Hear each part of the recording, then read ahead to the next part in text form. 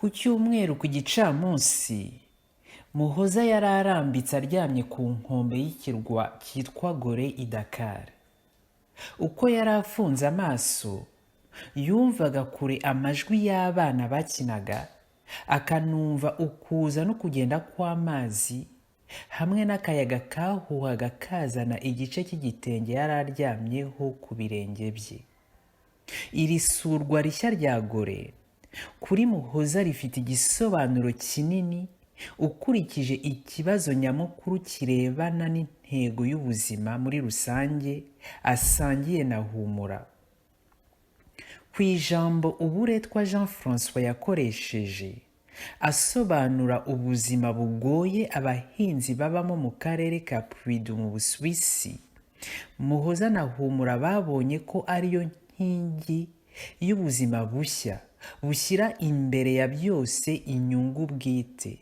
Si abahinzi gusa, mu zindi ingero bifashishije zigashimangira itakaza ry'ubuzima ngenzi, harimo inkuru ya Nicolas Schoeffel, umuyobozi wa Banki Postale wanyunyujwemo imbaraga kugeza aho atakaza ubuzima. Uburetwa bwabayeho kuva kera kandi bwari busanzwe mu mibereho y'abaturage bo ku isi yose, muri Aziya, muri Rusiya, mu Burayi no muri Afurika. Bwagiye bugira ubukana, bugahindura amasura, bukanibasira ibyiciro by'abaturage bamwe hamwe n'ibihugu bimwe. Uburetwa ni ingufu ngenzi mu gukura kw'ingoma z'ibihangange. Ingabo z'Abarabu zaje gushyiraho ihuriro hagati ya Afurika na Baghdad. Bityo uburetwa bugenda bwiyongera muri Afurika. Uko ingoma y'Abayisilamu yitwaga Abaside yakuraga, ni nuko imbata z'abacakara zari zikenewe mu gukomeza ingoma. Mu mwaka wa 569 amasezerano yasinywe hagati y'Abarabu n'Abanubiya yavugaga ko buri mwaka imbata z'abacakara 360 z'Abanyafurika zagombaga gutangwa, bityo Abarabu ntibarwanye Nubiya. Abarabu bagiye bahatira ayo masezerano ibihugu byo muri Afurika ya ruguru, ku buryo ayo masezerano yafashije gushyiraho mu kujyana by'agahato za mbata z'abacakara i Baghdad. Muri icyo gihe, Baghdad yari umurwa mukuru ukomeye ku isi ufite ubukungu bwinshi. Baghdad yakiraga imbata z'abacakara ziturutse impande y'isi yose, iziturutse mu Burayi, muri Rusiya no muri Afurika. Mu mwaka wa 850 izo mbata z'abacakara zari zikenewe cyane cyane mu mirimo y'ubuhinzi. Mu mwaka wa 869 haje kubaho imyigaragambyo z'imbata z'abacakara n'intambara yo kwibohora yamaze imyaka 10. Baghdad yabisenyukiyemo. Cairo, umurwa mukuru wa Misiri, usimbura Baghdad mu kuba umurwa mukuru w'Abisilamu ufite isoko rya mbere muri Mediterane. Bityo uburetwa bwibasira Abanyafurika. Uko imbata z'abacakara zimwe zaganaga Ubuyisilamu, zahitaga ziva mu bucakara, noneho hagakenerwa insimburwa.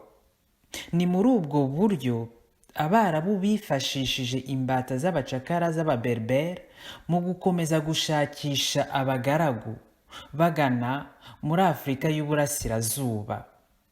Ababerberi babaye abafasha bakomeye kuko batumye bambuka ubutayu bwo muri Sahara bifashishije ingamiya.